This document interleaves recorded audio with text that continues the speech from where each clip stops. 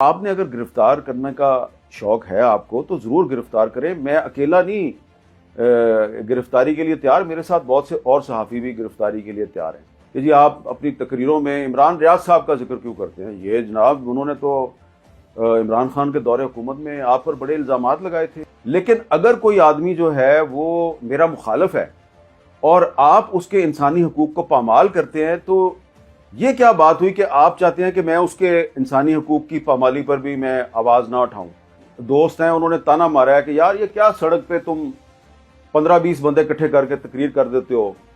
تو جناب بالکل آپ کو ہمیں تانے مارنے کا حق حاصل ہے، لیکن جب آپ گرفتار ہوتے ہیں نا، جیل میں جاتے ہیں، ہم ہی ہوتے ہیں پھر جو آپ کے لیے آواز اٹھاتے ہیں. اسد طور کے بارے میں بھی کچھ صحافتی تنظیموں نے ایسی باتیں کی ہیں کہ جو زبان ہوتی ہے وہ بڑی قابل اعتراض ہوتی ہے. ہو سکتا ہے کہ مجھے بھی ان کی زبان پہ اعتراض ہو، لیکن جس طریقے سے گرفتار کیا گیا ہے، بلایا گیا ہے کسی اور انکوائری میں، گرفتاری کر دی گئی ہے کسی اور مقدمے میں، یہ غلط ہے بھائی. کہ آپ ہم پہ تو آرٹیکل 19 لگانا چاہتے ہیں تو بھائی اپنے آپ پہ بھی تو آرٹیکل 244 لگاؤ نا، 244 جو کہتا ہے کہ سیاست میں مداخلت نہیں کرنی. تو مہربانی کریں، پاکستان کو اگر آگے بڑھانا ہے تو قانون سب کے لیے برابر ہونا چاہیے، تبھی ہم پاکستان کو آگے لے جا سکتے ہیں. بسم اللہ الرحمن الرحیم. السلام علیکم. آپ جانتے ہیں کہ میری طرف سے جو وی لاگز کیے جاتے ہیں یا ویڈیوز بنائی جاتی ہیں، ان کا مقصد کوئی کمرشل آبجیکٹو نہیں ہے، کوئی پیسے کمانا نہیں ہے. عام طور پر یا تو میں کوئی ہسٹری جو ہے اس کو بیان کرتا ہوں یا کوئی ایجوکیشنل پرپزز کے لیے ویڈیو بنا دیتا ہوں، یا کسی کو کوئی جواب دینا ہو جو کہ اگر میں اپنے ٹی وی چینل پہ جواب نہیں دے سکتا تو اس کے لیے پھر میں یہ ویڈیو بنا دیتا ہوں. تو بہت سے لوگ جو ہیں انہوں نے مجھے کہا جی کہ آپ ریگولرلی وی لاگ کیا کریں. تو میرا ان کو یہی ہے جواب کہ ریگولرلی میں اس لیے نہیں کرتا کہ میرا مقصد جو ہے وہ کوئی کمرشل مقصد نہیں ہے، اس کے لیے میں یہ کام نہیں کر رہا. اور آج جو میں آپ کے سامنے بیٹھا ہوں تو اس کی وجہ جو ہے وہ صرف اور صرف یہ ہے کہ جو پچھلا میرا وی لاگ تھا اس میں میں نے آپ کو عرض کیا تھا کہ آنے والے دنوں میں جو میڈیا ہے اس پر سختی مزید بڑھے گی، پابندیاں بڑھے گی، اور ہمارے لیے ایک بہت ہی چیلنجنگ ٹائم آنے والا ہے. اب آپ دیکھیں کہ اس کے بعد کیا کیا ہو چکا ہے. اس کے بعد کم از کم 2 صحافی جو ہیں وہ گرفتار کیے جا چکے ہیں، اور اب جب کہ نئی قومی اسمبلی کے ارکان حلف اٹھا چکے ہیں اور حکومت جو ہے وہ تشکیل پا رہی ہے، تو میں آپ کو ابھی سے بتا رہا ہوں کہ یہ جو نئی قومی اسمبلی ہے، ہمارا اس قومی اسمبلی کے جو ارکان ہیں ان کے ساتھ بہت پرانا تعلق ہے. اکثر جو ارکان ہیں، اکثر حکومت کی طرف ہیں یا اپوزیشن کی طرف، بڑا میرا ان کا پرانا تعلق ہے، اور میرے علاوہ اور بھی بہت جو صحافی ہیں ان کا پرانا تعلق ہے. تو یہ لوگ اسلام آباد آئے ہیں، خود بہت سے لوگوں نے میرے سے رابطہ کیا، کچھ سے میں نے رابطہ کیا. ظاہری بات ہے ایک دوسرے کو مبارکباد دی جاتی ہے. تو سارے جو لوگ ہیں، خواہ ان کا تعلق حکومت سے ہے خواہ اپوزیشن سے ہے، وہ چاہتے ہیں کہ یہ جو نئی پارلیمنٹ آئی ہے اس کو تھوڑا سا اب ہم آگے لے کے چلیں، پاکستان کو آگے لے کے چلیں. لیکن کوئی بھی اپنے مستقبل کے بارے میں شور نہیں ہے کہ اس کی سیاست کا مستقبل اور اس قومی اسمبلی کا مستقبل کیا ہے. اور اکثر جو ہیں وہ میرے سے یہ پوچھ رہے ہیں جی کہ ہمارے بارے میں آپ کا کیا خیال ہے، ہماری اسمبلی کب تک چلے گی. تو میں تو سب کو یہی کہہ رہا ہوں کہ اللہ کرے یہ اسمبلی بھی اپنی مدت پوری کرے، حکومت بھی اپنی مدت پوری کرے. ہم تو چاہتے ہیں کہ پاکستان جو ہے وہ جمہوریت کے راستے پہ چلتا رہے اور آگے بڑھے. لیکن اس کے ساتھ ہی ساتھ اگر تنقید جو ہے وہ تعمیری انداز میں کی جائے تو حکومت کو اسے مائنڈ نہیں کرنا چاہیے. تو مجھے بہت سے جو نئی قومی اسمبلی کے ارکان ہیں وہ پوچھ رہے تھے کہ جناب ہم تو ابھی آئے ہی ہیں، تو پتہ چلا ہے کہ جناب آپ نے یہاں پہ کوئی اسلام آباد میں کوئی مظاہرہ جو ہے وہاں پہ بہت کوئی سخت سی تقریر کر دی ہے.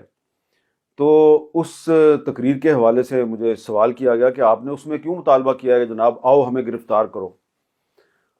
تو میں نے جو ہمارے جو دوست ہیں مختلف سیاسی جماعتوں سے ان کا تعلق ہے، میں نے ان کو بیک گراؤنڈ بتائی. میں نے کہا یار ہمارا ایک ساتھی ہے، آپ اس کی رائے سے اختلاف کر سکتے ہیں، اس کو گرفتار کر لیا گیا ہے. اور اسد طور جو ہے وہ جب تحریک انصاف کی حکومت تھی اس کو اس وقت بھی گرفتار کیا گیا، اس وقت بھی اس پر مقدمے بنے. اب دوبارہ اس پر مقدمہ بنا کے اس کو گرفتار کر لیا گیا ہے. تو جس انداز سے گرفتار کیا گیا وہ غلط ہے. اور دوسری بات یہ ہے کہ جو میں آپ کو بتانا چاہتا ہوں کہ ہم نے یہ مطالبہ کیوں کیا اسد طور کی گرفتاری کے خلاف مظاہرے میں کہ آؤ ہمیں گرفتار کرو، اس کی میں آپ کو وجہ بتا رہا تھا. اسد طور کی گرفتاری سے کچھ دن پہلے مجھے میرے ایک صحافی دوست کے ذریعے ایک پیغام دیا گیا، اور پیغام یہ تھا جی کہ ہمارے پاس ایک لسٹ ہے اور اس لسٹ میں یہ بندے ہیں، آپ کا بھی نام ہے، اور کچھ صحافیوں کو نوٹسز ایشو ہو رہے ہیں ایف آئی اے کی طرف سے، اور ان کو جواب دینا پڑے گا اور بعد میں ان کی گرفتاریاں بھی ہو سکتی ہیں، لیکن ہم نے سوچا کہ آپ کو نوٹس نہ دیں، نام ویسے آپ کا بھی ہے. تو میں نے اپنے اس دوست سے کہا کہ یہ جس نے آپ کو پیغام دیا ہے اس کو کہو یار کہ مجھے نوٹس بھی جاری کرو اور مجھے گرفتار بھی کرو. اب اس کے بعد یہ ہوا کہ تقریباً 30 کے قریب صحافی جو ہیں ان کو نوٹس جاری کیے گئے، اور اس میں وہ اسد طور صاحب بھی شامل تھے، اس میں عمران ریاض صاحب بھی شامل تھے. تو اوروں کو بھی نوٹس جاری کیے گئے، ان دو کو گرفتار کر لیا گیا. تو اب اگر کوئی جو ہے وہ یہ پیغام دے رہا ہے جناب کہ آپ کا بھی نام ہماری لسٹ میں ہے تو ہم آپ کو تو گرفتار نہیں کر رہے لیکن باقیوں کو کر رہے ہیں، تو پھر ان کو یہ سمجھنا چاہیے کہ بھائی آپ گرفتاری سے کس کو ڈرا رہے ہیں؟ گرفتاری سے آپ اس کو ڈرا رہے ہیں جس نے گرفتاری سے زیادہ سختیاں جو ہیں وہ دیکھ لی ہیں. ٹھیک ہے، اب 35 سال سے زیادہ عرصہ ہو گیا صحافت میں، تو ہر طرح کے مقدمات بھی دیکھ لیے ہیں، ہر طرح کے الزامات بھی دیکھ لیے ہیں، پابندیاں بھی دیکھ لی ہیں، سب کچھ دیکھ لیا ہے. تو آپ نے اگر گرفتار کرنے کا شوق ہے آپ کو تو ضرور گرفتار کریں. میں اکیلا نہیں گرفتاری کے لیے تیار، میرے ساتھ بہت سے اور صحافی بھی گرفتاری کے لیے تیار ہیں.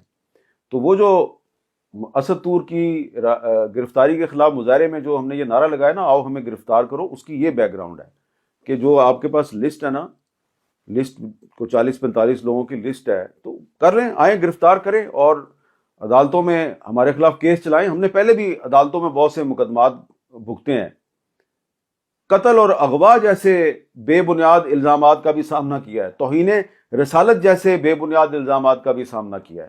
عدالتوں میں جا کے ہم کلیئر ہوئے ہیں. تو آپ نے جو مقدمات قائم کرنے ہیں، گرفتاری کرنی ہے، وہ کر لیں.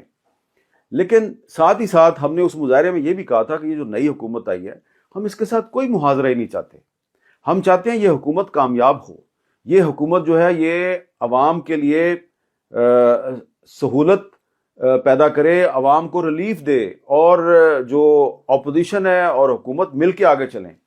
لیکن اگر آپ یہ سمجھتے ہیں کہ اس نئی قومی اسمبلی کو اور اس نئی حکومت کو آپ میڈیا کی آزادی دبانے کے لیے استعمال کریں گے اور آپ ہمارے ساتھ بھی وہی سلوک کریں گے جو پچھلے 1-1.5 سال میں آپ نے ایک سیاسی جماعت کے ساتھ کیا ہے، تو پھر سوال تو بنتا ہے نا آپ سے کہ بھائی کیا آپ نے اس سیاسی جماعت کی مقبولیت کم کی یا اس کی مقبولیت میں اضافہ کیا؟ تو کوئی سبق سیکھنے اپنی غلطیوں سے. اور یہ جو نئی حکومت آئی ہے اور یہ جو نئی پارلیمنٹ ہے اس کے کندھے کو استعمال نہ کریں ہمارے خلاف. بہتر ہوگا کھل کے سامنے آئیں، مزہ آئے گا نا، پتہ بھی چلے گا کہ دشمن کون ہے. یہ کیا بات ہوئی کہ آگے کر دیا سویلین حکومت کو اور خود پیچھے رہ کے آپ سارے کام کر رہے ہیں. تو یہ جو نئی سویلین حکومت آئی ہے، سیاسی حکومت آئی ہے، ہم اس سے بالکل کوئی لڑائی نہیں کرنا چاہتے. لیکن اگر یہ حکومت جو ہے یہ ہمارے خلاف قانون سازی کرے گی، ہمارے ساتھیوں کو گرفتار کرے گی، تو پھر آواز اٹھانا تو ہمارا حق بنتا ہے. دوسری بات یہ ہے کہ ایک اور میرے پہ بڑا اعتراض یہ کیا گیا ہے کہ آپ تو ایسے لوگوں کا بھی ساتھ دینا شروع کر دیا آپ نے جن لوگوں نے آپ کے لیے بڑے مسائل پیدا کیے اور آپ پہ بڑے جھوٹے الزامات لگائے. اب یہ کوئی نئی بات نہیں ہے. مثلا میں نام لے لیتا ہوں عمران ریاض صاحب کا کہ جی آپ اپنی تقریروں میں عمران ریاض صاحب کا ذکر کیوں کرتے ہیں؟ یہ جناب انہوں نے تو عمران خان کے دور حکومت میں آپ پر بڑے الزامات لگائے تھے اور آپ کے خلاف بڑا جھوٹا پروپیگنڈا کیا۔ پہلی بات تو یہ ہے کہ وہ اگر انہوں نے کیا تو ہو سکتا ہے کہ ان کو اس وقت کو غلط فہمی ہو میرے بارے میں، بعد میں شاید ان کی غلط فہمی دور ہو گئی، ہو سکتا ہے انہوں نے مجھ سے معذرت کر لی ہو، یہ ایک علیحدہ ایشو ہے۔ لیکن اگر کوئی آدمی جو ہے وہ میرا مخالف ہے اور آپ اس کے انسانی حقوق کو پامال کرتے ہیں، تو یہ کیا بات ہوئی کہ آپ چاہتے ہیں کہ میں اس کے انسانی حقوق کی پامالی پر بھی میں آواز نہ اٹھاؤں؟ کچھ لوگ کہتے ہیں جی وہ صحافی نہیں ہے، وہ تو تحریک انصاف کا ورکر ہے، تحریک انصاف کا سپورٹر ہے۔ چلے آپ کہہ دیں کہ وہ سیاسی کارکن ہے، تو کیا سیاسی کارکن کے انسانی حقوق نہیں ہوتے؟ کیا آئین پاکستان کے تحت اس کو کچھ رائٹس نہیں ہیں؟ تو اسد طور کے بارے میں بھی کچھ صحافتی تنظیموں نے ایسی باتیں کی ہیں کہ انتہائی دکھ ہوا مجھے وہ ان کی باتیں پڑھ کر اور سن کر، کہ جی وہ جو ان کی جو زبان ہوتی ہے وہ بڑی قابل اعتراض ہوتی ہے۔ ہو سکتا ہے کہ مجھے بھی ان کی زبان پہ اعتراض ہو، لیکن جس طریقے سے گرفتار کیا گیا ہے، بلایا گیا کسی اور انکوائری میں، گرفتاری کر دی گئی ہے کسی اور مقدمے میں، یہ غلط ہے بھائی۔ اصول پہ چلیں آپ، اور کسی دباؤ کی وجہ سے کسی کو خوش کرنے کے لیے آپ جو آزادی صحافت کے اصول ہیں ان کو پامال نہ کریں۔ میں نے بتانا یہ ہے کہ یہ کوئی پہلی دفعہ نہیں ہے کہ ایک آدمی جو ہے اس نے میرے پہ بڑے الزامات لگائے، میرے پہ بڑی تنقید کی، اور جب اس کے ساتھ زیادتی ہوئی تو میں نے اس کے لیے آواز اٹھائی۔ بہت سے لوگ، آپ دیکھیں یاد کریں نا، جب 2014 میں مجھ پہ قاتلانہ حملہ ہوا تھا تو میرے بہت سے جو کولیگز تھے میڈیا کے، انہوں نے کہا یہ جعلی ڈرامہ کیا ہے، اس کو تو گولیاں لگی نہیں ہیں۔ جب وہی لوگ بعد میں گرفتار ہوئے تو میں نے ان کے لیے آواز اٹھائی۔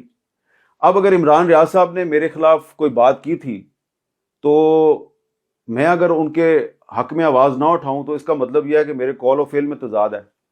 یہ بات جو ہے نا، یہ میں نے سیکھی کہاں سے ہے کہ اپنے مخالف اور اپنے ناقد کے حقوق کے لیے بھی آواز اٹھاؤ۔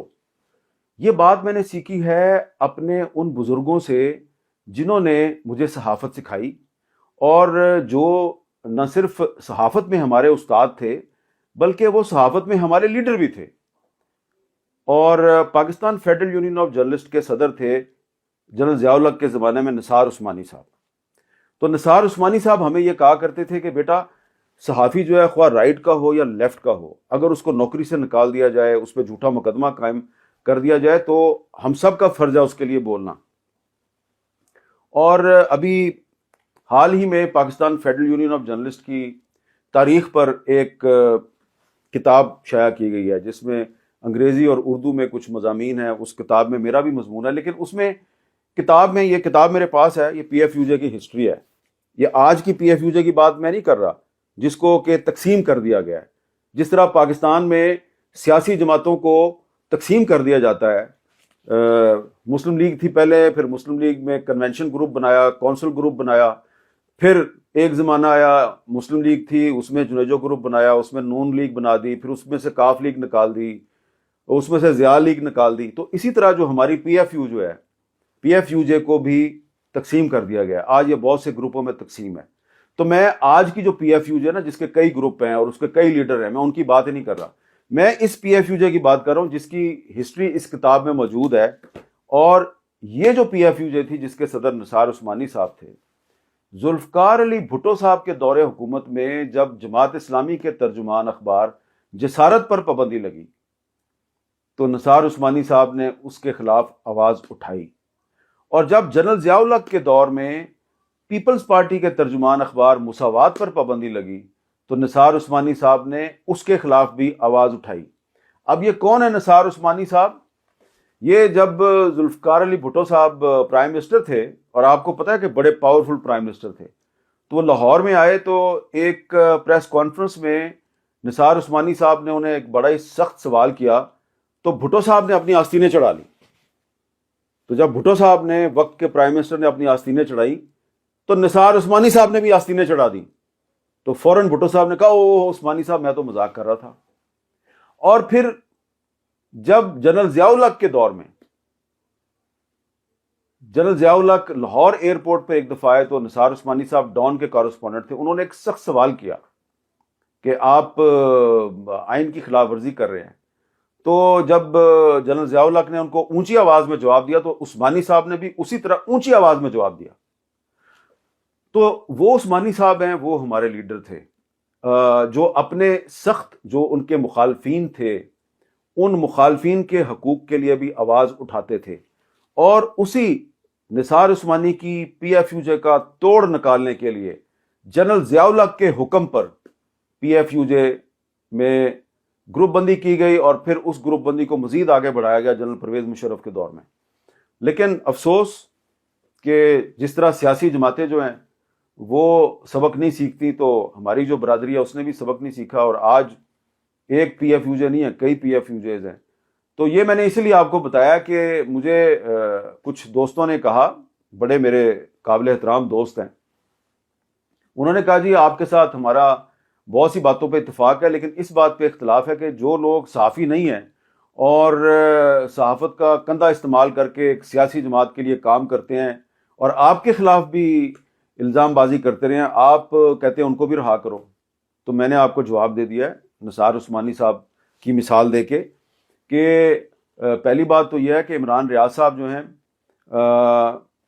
انہوں نے جو کچھ بھی کیا اس کے وہ ذمہ دار ہیں، ان سے آپ پوچھیں. لیکن میرا خیال ہے کہ انہوں نے جو کچھ ماضی میں میرے بارے میں کہا شاید وہ اس پر اب قائم نہیں ہے، جس طرح میں نے بھی بہت سی باتیں ان کے بارے میں کہی ہیں، لیکن جب اب ان کے ساتھ زیادتی ہو رہی ہے تو میں ان کے لیے آواز اٹھا رہا ہوں.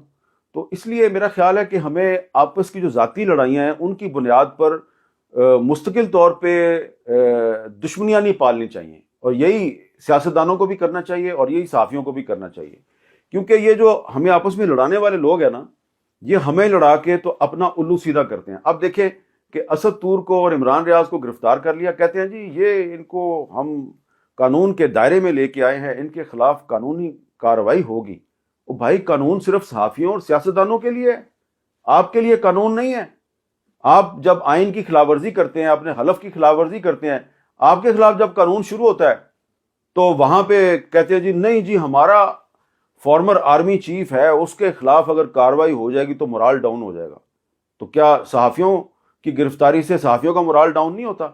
تو قانون سب کے لیے برابر ہونا چاہیے. اور چیف جسٹس آف پاکستان قاضی فائز صاحب کو دیکھنا چاہیے کہ فیض آباد دھرنا کیس میں جو انہوں نے ایک ڈیسیژن لکھا تھا تو اس ڈیسیژن پر عمل درآمد ہو رہا ہے یا نہیں ہو رہا. انہوں نے صرف سیاستدانوں، سیاسی جماعتوں اور صحافیوں کے خلاف عدالتی فیصلوں پر عمل درآمد کروانا ہے، یا ان اداروں پر جو فیصلے لکھے گئے ہیں جنہوں نے کہ آئین کی خلاف ورزی کی اس پہ بھی عمل درآمد کروانا ہے؟ پاکستان کو اگر آگے بڑھانا ہے تو قانون سب کے لیے برابر ہونا چاہیے، تبھی ہم پاکستان کو آگے لے جا سکتے ہیں. آپ نے اگر صحافت کو سبق سکھانا ہے، اس کو قانون کے دائرے میں لانا ہے، 100 دفعہ لے کے آئیں.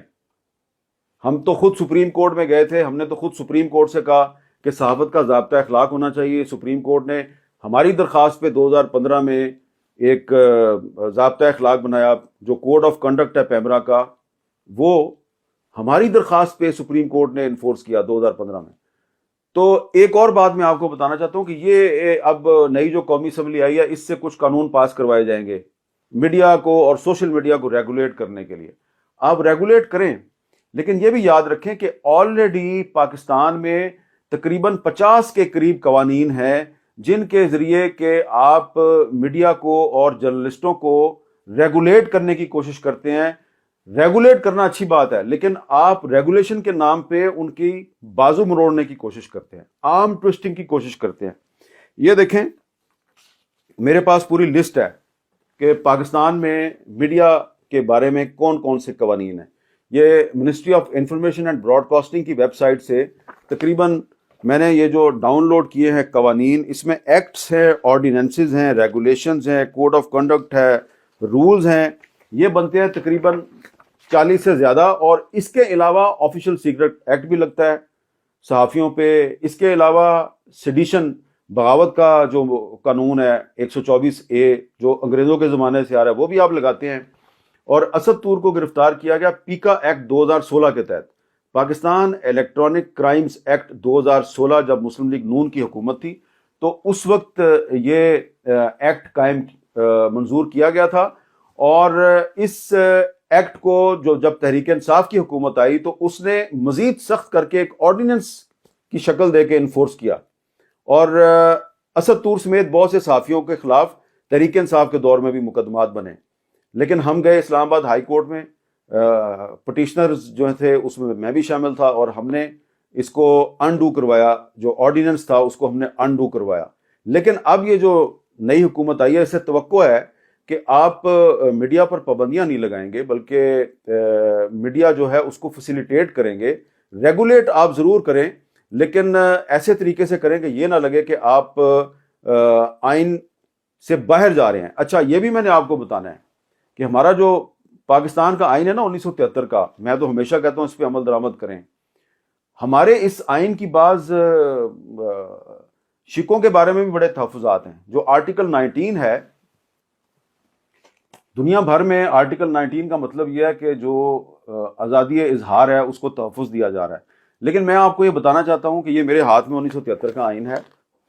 اس کا جو آرٹیکل 19 ہے اس میں آزادی اظہار کو بہت سی پابندیوں کے ساتھ مشروط کیا گیا ہے.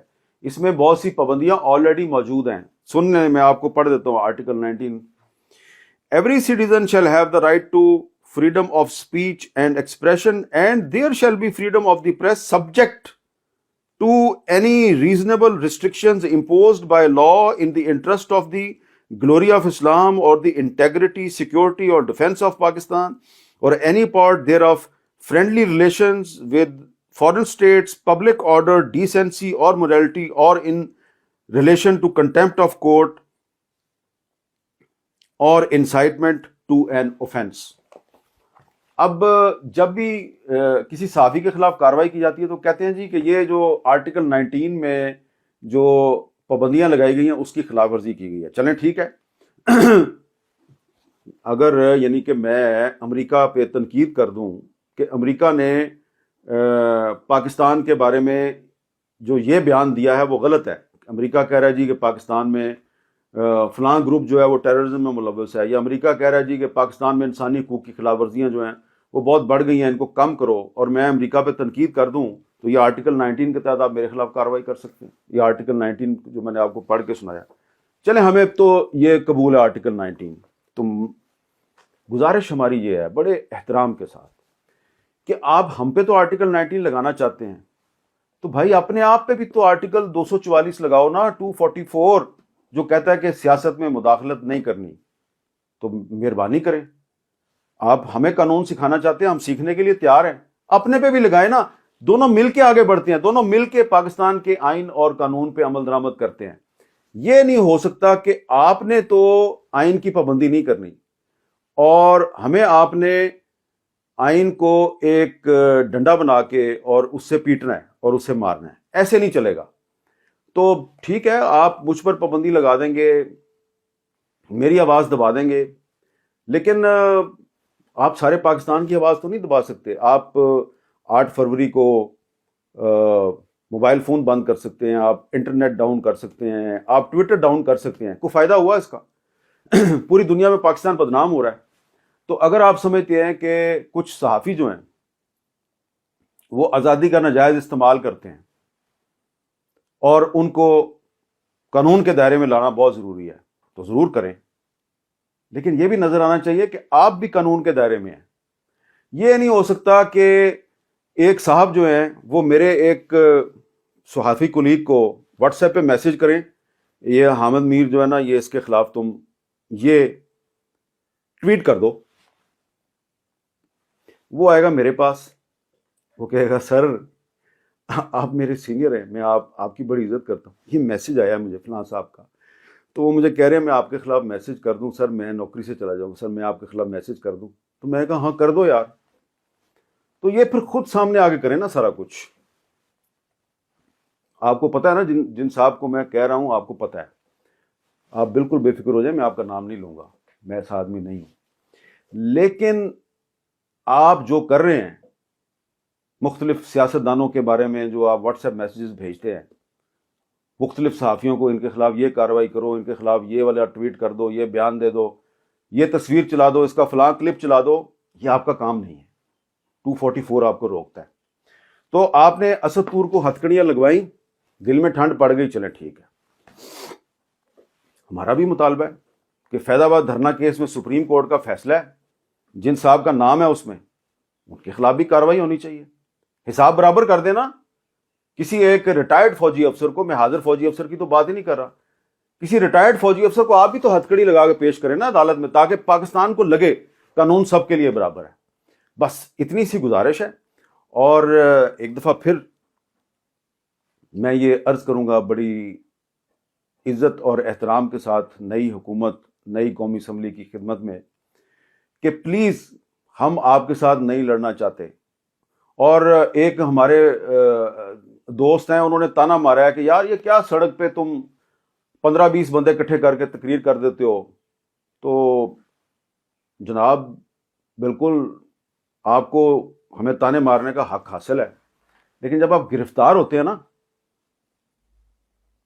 جیل میں جاتے ہیں، ہم ہی ہوتے ہیں پھر جو آپ کے لیے آواز اٹھاتے ہیں، اور پھر آپ واپس آ کے شکریہ بھی ادا کرتے ہیں۔ لیکن کسی کو خوش کرنے کے لیے یا کسی کی فرمائش پہ آپ ہمارے خلاف بیان بھی جاری کر دیتے ہیں، ٹویٹ بھی کر دیتے ہیں، کوئی بات نہیں۔ اتنی تو ہمیں ہمارا ظرف ہے، اتنی ٹالرنس تو ہے کہ یہ 30-40 سال سے جو آپ کے ساتھ تعلقات ہیں، اس کی وجہ سے آپ کی مجبوریوں کو سمجھتے ہوئے آپ کے تانے جو ہیں وہ ہم نظر انداز کر دیتے ہیں۔ اور آخر میں چلتے چلتے ایک اور بات آپ کو بتانی تھی کہ ہمارے کچھ پاکستان میں معزز سیاستدان ایسے ہیں کہ ان کے نام پر ٹویٹر اکاؤنٹ بنائے گئے ہیں جو کہ پاکستان کے باہر سے آپریٹ ہوتے ہیں۔ اور ستم ظریفی یہ ہے کہ اب یہ جو ہمارے سیاسی دوست ہیں، ان کا تعلق حکمران اتحاد کے ساتھ ہے۔ لیکن اچھی بات یہ ہے کہ یہ جو ہمارے سیاسی دوست ہیں، یہ اس چیز سے خوش نہیں ہیں کہ ان کے نام پہ بنائے گئے جو ٹویٹر اکاؤنٹ ہیں اور فیس بک اکاؤنٹ ہیں، ان کو لندن سے یا کہیں اور سے آپریٹ کیا جائے۔ میرے پاس ایسے کم از کم 7 لوگوں کی پوری تفصیل موجود ہے جو لندن سے بیٹھ کے پاکستان میں مختلف سیاستدانوں اور صحافیوں کے خلاف ٹویٹس کرتے ہیں، اپنے نام سے نہیں کرتے، وہ ایک سیاسی جماعت کے مختلف لیڈروں کے نام سے کرتے ہیں۔ تو سوال یہ پیدا ہوتا ہے کہ اس سیاسی جماعت کو لندن میں بیٹھ کے اپنا سوشل میڈیا سیل بنانے کی کیا ضرورت پیش آ گئی ہے؟ تو یہ اچھی بات نہیں ہے۔ تو آپ کہتے ہیں کہ سوشل میڈیا میں اداروں کے خلاف اور سیاستدانوں کے خلاف اور ججوں کے خلاف جو ہے وہ الزام بازی نہیں ہونی چاہیے، بالکل ٹھیک کہتے ہیں، نہیں ہونی چاہیے۔ لیکن آپ جو کچھ کر رہے ہیں وہ آپ لاہور میں یا اسلام آباد میں یا کراچی میں بیٹھ کے کیوں نہیں کر رہے؟ لندن میں بیٹھ کے کیوں کر رہے ہیں؟ ذرا یہ آپ اپنے آپ سے پوچھیے گا۔ اور مجھے دیجیے اجازت، اللہ حافظ۔